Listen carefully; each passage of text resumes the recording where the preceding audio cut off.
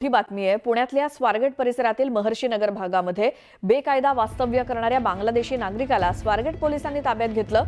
हा बांगलादेशी नागरिक 10 वर्षांपासून पुण्यात वास्तव्यास होता। त्याच्याकडनं बनावट आधार कार्ड, पारपत्र, मतदार ओळखपत्र आणि पॅन कार्ड जप्त करण्यात आले। एहसान हाफिज शेख असं अटक केलेल्या व्यक्तीचं नाव आहे। त्याच्या विरोधात परकीय नागरिक कायदा, पारपत्र अधिनियम आणि बनावट कागदपत्र बाळगल्याप्रकरणी गुन्हा दाखल करण्यात आलाय।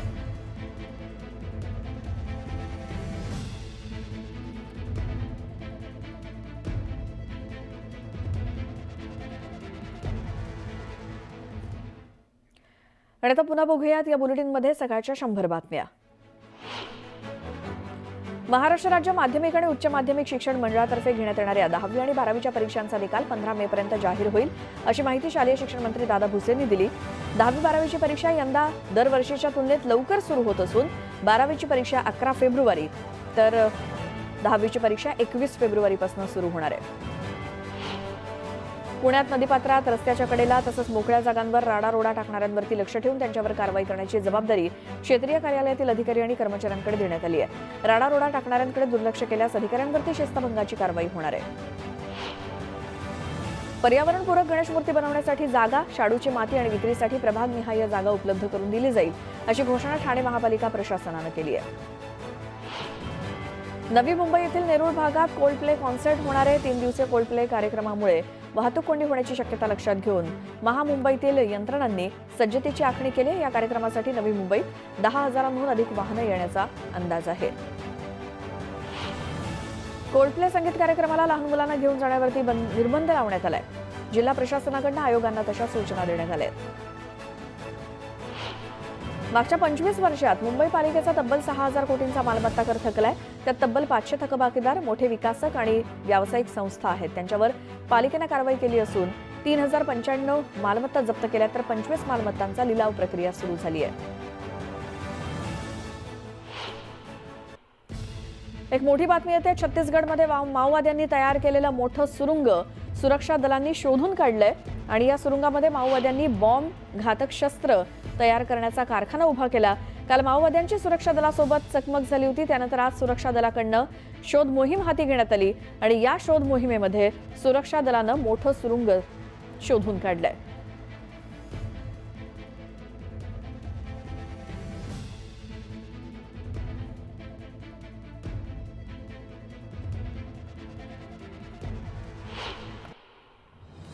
वर्ध्याच्या हिंगणघाटमध्ये राज्यमंत्री पंकज भोयर, आमदार सुमित वानखडे, आमदार राजेश बकान यांचा भव्य सत्कार करण्यात आला। भारतीय जनता पार्टीच्या वतीनं हा कार्यक्रम घेण्यात आला। यवतमाळच्या नेरमध्ये पंचायत समितीच्या वतीनं तालुकास्तरीय क्रीडा आणि कला महोत्सव आयोजित करण्यात आला। या स्पर्धेत तालुक्यातील खेळाडूंनी मोठ्या संख्येनं सहभाग घेतला। जळगावच्या बोदवड तालुक्यातील उजनीमध्ये हजरत न्यामतुल्लाह शाह बाबांच्या उरूस महोत्सवाला सुरुवात झाली। या महोत्सवात हिंदू मुस्लिम भाविकांनी मोठ्या संख्येनं गर्दी केली। सोलापूरच्या सिद्धरामेश्वर यात्रेतील धार्मिक विधींची सांगता झाली। यावेळी गावातील देशमुख कुटुंबाला याचा मान मिळाला। योगदंडाला स्नान घालण्यात आलं, त्यानंतर कळसाची पूजा करून हळद कुंकू वाहण्यात आलं।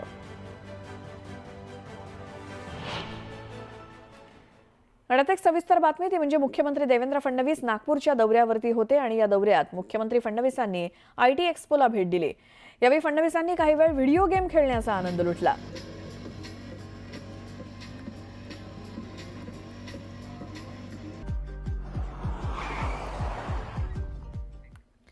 यावेळी एक मोठी बातमी येते। ऑस्ट्रेलिया दौऱ्यावरती बॉर्डर गावस्कर ट्रॉफीमध्ये टीम इंडियाच्या निराशाजनक कामगिरीनंतर BCCI ॲक्शन मोडमध्ये आली आहे आणि BCCIनं शिस्तीबाबत काही कठोर नियम केलेत।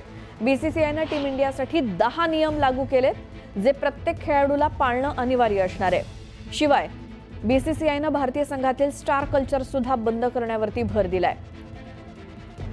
तर ते 10 नियम कोणते आहेत जे BCCIनं घालून दिलेत, जे प्रत्येक खेळाडूला पाळावे लागणार आहेत। ऑस्ट्रेलिया दौऱ्यावरती बॉर्डर गावस्कर ट्रॉफीमध्ये टीम इंडियाच्या निराशाजनक कामगिरीनंतर BCCI ॲक्शन मोडवर आली आहे आणि शिस्तीबाबत काही 10 कठोर नियम BCCI कडनं करण्यात आले। तर या होत्या सगळ्या वेगवान स्वरूपात आणि सविस्तर घडामोडी संपूर्ण राज्यभरातल्या आणि देशभरातल्या आपण बघितल्या। यानंतरच्या बुलेटिनमध्ये अशाच काही वेगवान स्वरूपातल्या बातम्या, त्याचसोबत गावाकडच्या 50 बातम्या देखील बघणार आहोतच. राजकीय वर्तुळात नेमकं काय सुरू आहे? दुसरीकडे सैफ अली खानवरच्या झालेल्या हल्ल्या प्रकरणाचा तपास कुठपर्यंत आलाय? दुसरीकडे बीडचे मस्साजोगचे सरपंच संतोष देशमुख हत्या प्रकरणातला तपास कुठपर्यंत आलाय? या सगळ्याचे अपडेट आपण घेत राहूच. पुढच्या बुलेटिनमध्ये गावाकडच्या 50 बातम्या बघूयात, मात्र त्याआधी महत्त्वाच्या बातम्या.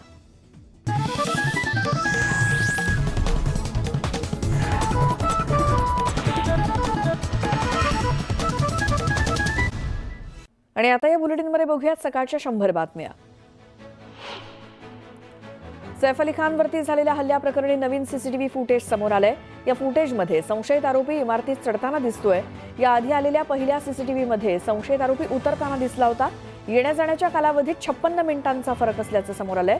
दरम्यान हा आरोपी घटनेनंतर वांद्रे परिसरातच फिरत असल्याचं उघड झालंय. सैफ अली खानवर हल्ला होण्या अगोदर शाहरुखच्या घराची रेकी झाल्याची धक्कादायक माहिती समोर आली आहे. सैफवर हल्ला होण्या अगोदर याच व्यक्तीनं 14 जानेवारीला मन्नतची रेकी केल्याची माहिती मिळाली आहे. रेकी करत असताना हा आरोपी सीसीटीव्ही कॅमेऱ्यात कैद झालाय. सैफ अली खानला ज्या रिक्षातून दवाखान्यात नेण्यात आलं तो रिक्षाचालक समोर आलाय. भजन सिंग असं त्या रिक्षाचालकाचं नाव आहे. रक्तबंबाळ अवस्थेत सैफला 10 मिनिटात लीलावतीत पोहोचवला असा थरारक अनुभव भजन सिंगनं सांगितला. सैफवरच्या हल्ल्याप्रकरणी गिरगावमधनं शाहिद नावाच्या संशयित आरोपीला ताब्यात घेण्यात आलं होतं. शाहिदचं 16 जानेवारीचे मोबाईलचं लोकेशन सैफच्या घराजवळ असल्याचं समोर आलं. पोलिसांकडनं कसून चौकशी केली जाते. सैफ अली खान हल्ला प्रकरणावरती उपमुख्यमंत्री अजित पवारांनी प्रतिक्रिया दिली. महाराष्ट्रातील कायदा सुव्यवस्था चांगलीच राहावी हा आमचा प्रयत्न आहे असं अजित पवार म्हणाले. हा हल्ला कसा झाला आणि यात कोणाचा सहभाग होता याचा तपास सुरू असल्याची माहिती अजित पवारांनी दिली.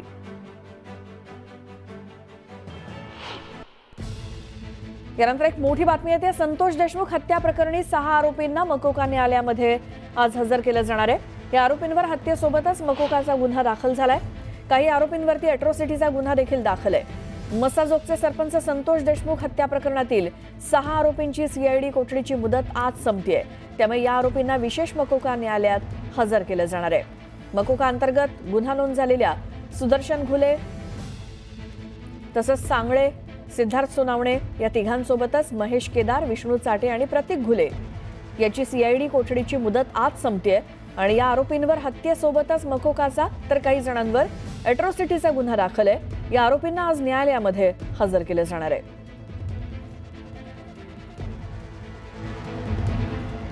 आणखी एक मोठी बातमी आहे. संतोष देशमुख हत्या प्रकरणातील आरोपी वाल्मिक कराडच्या जामीन अर्जावरती आज सुनावणी होणार आहे. बीडच्या केज न्यायालयात ही सुनावणी होईल. संतोष देशमुख यांच्या हत्या प्रकरणाच्या कटात सहभागी असल्याचा आरोप वाल्मिक कराडवरती आहे. यासाठीच त्याच्यावर मकोका लावण्यात आलाय. पण त्याच्यावर दाखल असलेल्या खंडणी प्रकरणात त्याला जामीन मिळण्याची शक्यता आहे. या प्रकरणी केज न्यायालयात न्यायमूर्ती SV पावसकर यांच्यासमोर सुनावणी होणार आहे.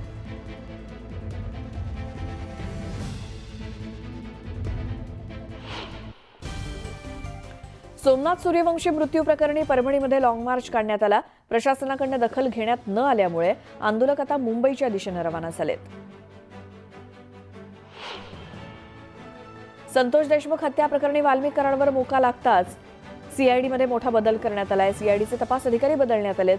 अपर पोलीस अधीक्षक किरण पाटील यांच्याकडे तपास सुपूर्द करण्यात आलाय. बीडच्या केज तालुक्यात राजेगाव नाहुली इथे कराडचे समर्थक आक्रमक झाले. नांदूरकेज रस्त्यावरती टायर जाळून रास्तारोको आंदोलन करण्यात आलं.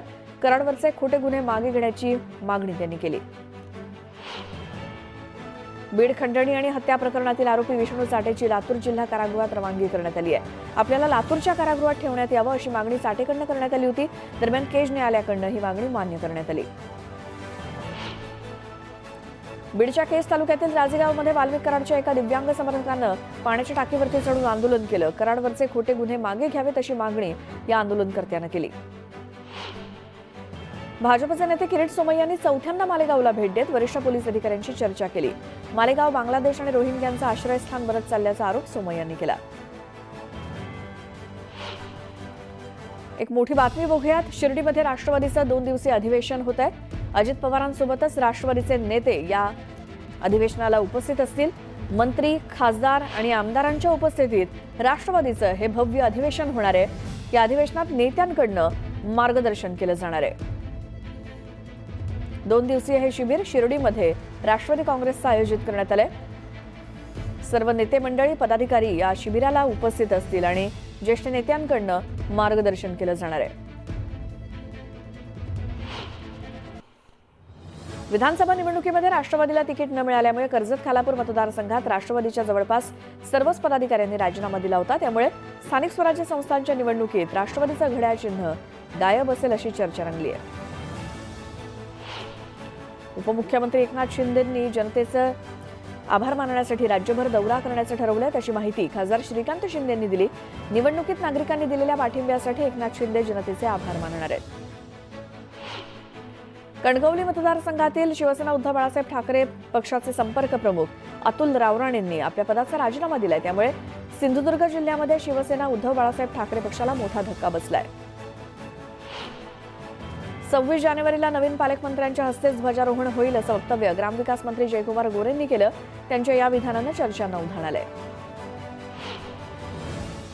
सैफ अली खान हल्ला प्रकरणाला काही महाभागांनी जातीचा रंग देण्याचा प्रयत्न केला असं सामाजिक न्याय मंत्री संजय शिरसाट म्हणाले। समाजात तेढ निर्माण करणाऱ्यांवरती कारवाई करायला हवी अशी मागणी त्यांनी केली। येत्या अर्थसंकल्पात दिव्यांगांच्या उन्नतीसाठी आवश्यक तरतूद करणार असल्याचं आश्वासन उपमुख्यमंत्री अजित पवारांनी दिलं। दिव्यांग मंत्रालयासाठी लागणाऱ्या सर्व सुविधा आणि मनुष्यबळाचा प्रश्न तातडीनं मार्गी लावणार असल्याचं अजितदादा म्हणाले। बुलढाण्याच्या संग्रामपूर तालुक्याच्या मारोड गावात बैलाचा वाढदिवस साजरा करण्यात आला। बैलाच्या मालकानं केक कापत फटाक्यांची आतषबाजी केली। ग्रामस्थांसाठी जेवणाचं आयोजन केलं होतं। अनोख्या वाढदिवसाची सर्वत्र चर्चा सुरू आहे। पंढरपूरमधील ईश्वर वाठारच्या जिल्हा परिषद शाळेच्या पोषण आहारात अळ्या आढळल्या। निकृष्ट दर्जाचं धान्य मिळत असल्यामुळे नागरिकांमध्ये संतापाची लाट आहे। ठेकेदारावरती कारवाई करण्याची मागणी होती। हिंगोलीत शेतकऱ्यांची 50% सबसिडीवर ट्रॅक्टर देण्याचा आमिष दाखवून लाखो रुपये उकळून फसवणूक करण्यात आली। गिरगावच्या 3 शेतकऱ्यांची जवळपास 8.5 लाख रुपयांची फसवणूक करण्यात आली आहे। या शेतकऱ्यांनी पोलिसात तक्रार दाखल केली। मित्रानंच मित्राची हत्या केल्याची घटना बुलढाण्याच्या मलकापुरात घडली। औद्योगिक प्रशिक्षण संस्थेजवळच्या मोकळ्या मैदानात या युवकाची रुमालानं नाक तोंड दाबून हत्या करण्यात आली। या प्रकरणी मित्राच्या विरोधात गुन्हा दाखल झालाय।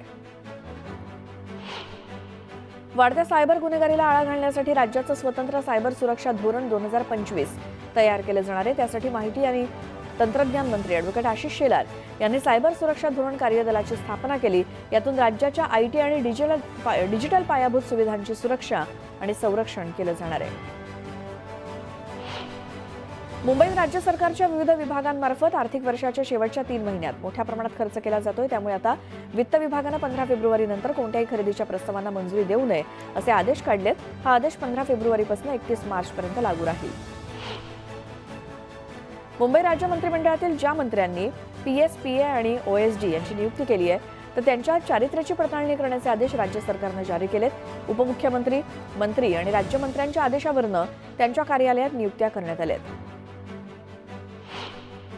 मुंबई एसटी महामंडळ दरवर्षी नवीन 5000 लाल परी खरेदी करणार आहे। त्यासाठी महामंडळाअंतर्गत पंचवार्षिक नियोजन करणार असून महामंडळात यापुढे कुठल्याही पद्धतीने भाडेतत्वावर बस न घेण्याचा निर्णय परिवहन मंत्री प्रताप सरनाईक यांनी घेतला। इस्लामाबादमध्ये अल कादरी ट्रस्टशी निगडीत 2000 कोटी रुपयांच्या प्रकरणामध्ये भ्रष्टाचार केल्याच्या आरोपावरून पाकिस्तानचे माजी पंतप्रधान इम्रान खान आणि त्यांच्या पत्नीला 14 वर्ष कारावासाची शिक्षा न्यायालयानं सुनावली। इम्रान खान यांनी आपल्या अधिकारांचा गैरवापर केल्याचा ठपका न्यायालयानं ठेवलाय। नवी दिल्लीमध्ये पंजाब हरियाणाच्या शेतकऱ्यांनी सीमेवरती सुरू केलेलं आंदोलन पुन्हा तापलंय। शेती उत्पादनांच्या हमी भावाला केंद्र सरकारची हमी मिळावी या मुख्य मागणीसाठी 26 जानेवारीला देशभर ट्रॅक्टर मोर्चे काढले जाणार आहेत। लाडकी बहीण योजनेतल्या 4000 बहिणींनी माघार घेतली। सरकारच्या पडताळणीमध्ये अपात्र ठरण्याची टांगती तलवार आणि आतापर्यंत मिळालेले पैसे परत करावेत लागण्याच्या भीतीमुळे लेखी अर्ज देऊन योजनेतनं महिला बाहेर पडल्या। एक मोठी बातमी येते। नारायणगाव इथल्या अपघातातील फरार आरोपीला अटक करण्यात पोलिसांना यश आलंय। स्थानिक गुन्हे शाखेने चाकण परिसरातनं फरार आयशर ट्रक चालकाला ताब्यात घेतलंय। रोहित कुमार जगमाल सिंग असं या आयशर ट्रक चालकाचं नाव आहे। रोहित कुमार जगमाल सिंग चौधरी हरियाणा इथे पळून जात असताना पोलिसांनी त्याला ताब्यात घेतलंय। पुणे नाशिक महामार्गावरती नारायणगाव इथे आयशर ट्रक, मॅक्झिमो गाडी आणि एसटी बसच्या भीषण अपघातामध्ये 9 जणांचा मृत्यू झाला होता तर अनेक जण गंभीर जखमी झाले. या अपघातानंतर फरार झाला होता जो आयशर ट्रक ड्रायव्हर, त्याला आता पोलिसांनी ताब्यात घेतलंय.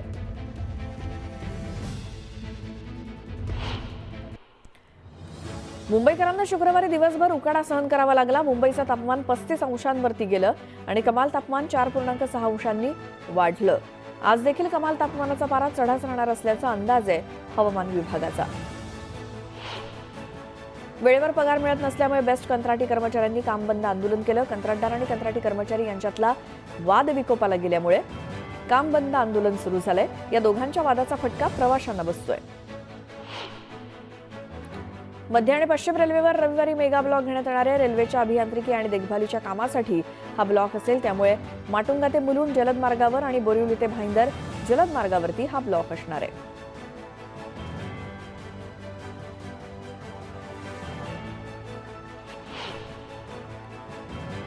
काही दिवसांपूर्वी मुंबई महापालिका आणि महाराष्ट्र प्रदूषण नियंत्रण मंडळाने केलेल्या कडक कारवाईमुळे मुंबईच्या हवा गुणवत्तेत सुधारणा झाली होती. काही भागात समाधानकारक हवेची नोंद झाली. दरम्यान शुक्रवारी मालाड इथे वाईट हवा नोंदवली गेली. तिथला हवा निर्देशांक 203 इतका होता, तर इतर भागातील हवा मध्यम श्रेणीत नोंदवली गेली. मुंबई महापालिकेच्या सीबीएसई, आयसीएसई आणि आयबी तसंच आयजीसीएसई मंडळाच्या शाळेत प्रवेश घेण्यासाठी यंदा देखील पालकांचा चांगला प्रतिसाद मिळतोय. नर्सरीच्या 1242 जागांसाठी तब्बल 2700हून अधिक अर्ज आलेत. चारही बोर्डांच्या 21 शाळांसाठी येत्या 3 ते 6 फेब्रुवारी दरम्यान सोडत काढण्यात येणार आहे. कुलाबा ते वांद्रे ते सिप्स भुयारी मेट्रो 3 मार्गिकेवरील स्थानकांमध्ये लवकरच फूड स्टॉल, एटीएम आणि इतर सुविधा उपलब्ध होणार आहेत. मुंबई मेट्रो रेल कॉर्पोरेशन लिमिटेडनं मेट्रो 3 मार्गावरील 27 स्थानकांमधील जागेचा व्यावसायिक वापर करण्याचा निर्णय घेतलाय. जे रुग्णालयात रुग्णांना अद्ययावत सोयीसुविधा मिळाव्यात यासाठी विविध विभागांचं नूतनीकरणाचं काम करण्यात येणार आहे. दरम्यान 2 वर्षात रुग्णांना अद्ययावत सुविधा मिळतील असं वैद्यकीय शिक्षण मंत्री हसन मुश्रीफ यांनी सांगितलं. पुण्यामध्ये पोलिसांनी बनावट नोटांच्या रॅकेटचा पर्दाफाश केला. दिल्लीतनं आणलेल्या तब्बल 10.5 लाखांच्या बनावट नोटा जप्त करण्यात आल्यात. या प्रकरणी पोलिसांनी 6 जणांना अटक केली.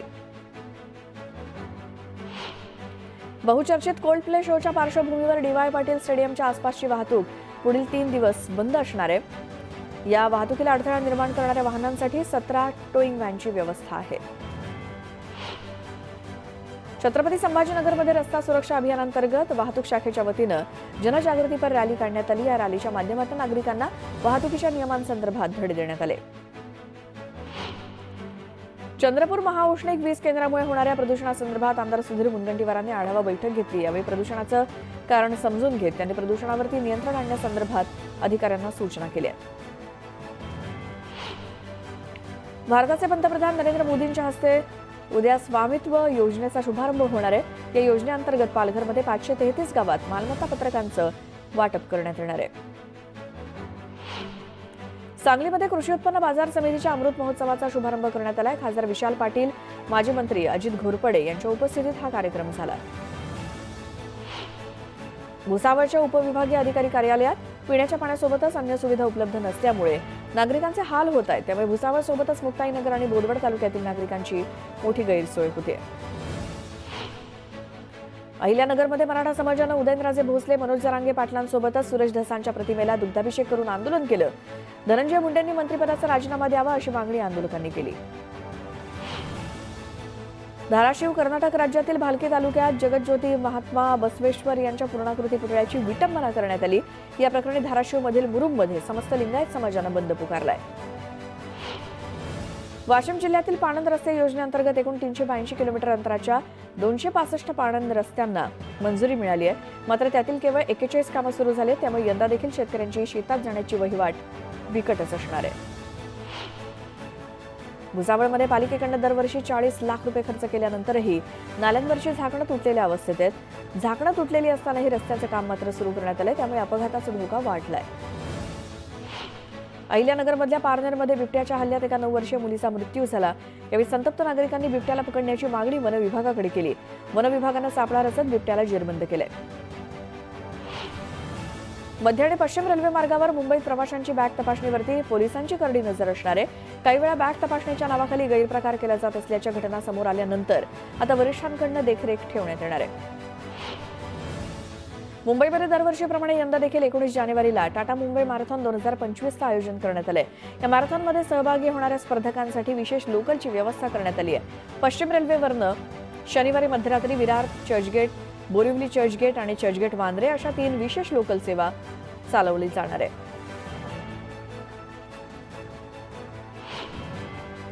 कासार वडवली ते गायमुख मेट्रो 4 प्रकल्पाच्या खर्चात 63,67,67,00,000 रुपयांची वाढ झाली आहे. या मेट्रो मार्गिकेच्या पूर्णत्वाची मुदत 31 मार्च 2024 अशी होती. मात्र या मुदतीत काम पूर्ण न झाल्यामुळे कंत्राटदाराला एप्रिल 2025 पर्यंतची मुदत वाढ देण्यात आली आहे. खर्चात झालेली वाढ आणि प्रकल्पाला झालेला विलंब यामुळे संबंधित कंत्राटदाराला केवळ 22 लाख रुपये दंड आकारण्यात आल्याची माहिती अधिकारात उघड झाली आहे. बोरिवलीमधल्या संजय गांधी राष्ट्रीय उद्यानातील सिंह सफारीमध्ये तब्बल 14 वर्षांनी सिंहाच्या छाव्याचा जन्म झाला. सिंह सफारीमधील मानसी नावाच्या मादी सिंहानं एका छाव्याला जन्म दिलाय. संजय गांधी राष्ट्रीय उद्यानामध्ये सिंह सफारीसाठी गुजरातहून आणलेली मानस आणि मानसी ही सिंहाची जोडी पर्यटकांचं आकर्षण ठरतेय.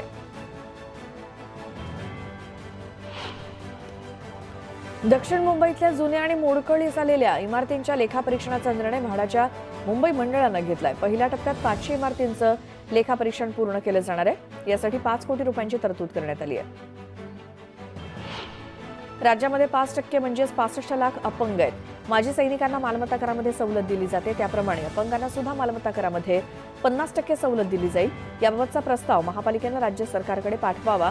त्याला मंत्रिमंडळाची मान्यता दिली जाईल असं आश्वासन उपमुख्यमंत्री अजित पवारांनी शुक्रवारी दिलं. शिक्षक भरती प्रक्रियेच्या दुसऱ्या टप्प्यात 10,000 शिक्षकांची भरती करण्यात येणार आहे अशी माहिती शालेय शिक्षण मंत्री दादा भुसेंनी दिली. त्यामुळे दुसऱ्या टप्प्यातील भरतीच्या प्रतीक्षेत असलेल्या उमेदवारांना आता संधी मिळणार असल्याचं स्पष्ट झालंय. शिक्षक भरतीसाठी संच मान्यता तसंच पडताळणी करण्यात येणार आहे आणि त्यातून नेमक्या किती जागा रिक्त आहेत याची निश्चिती केली जाईल. आणखी अशाच काही वेगवान बातम्या आपण बघूया मात्र एका छोट्याशा ब्रेकनंतर.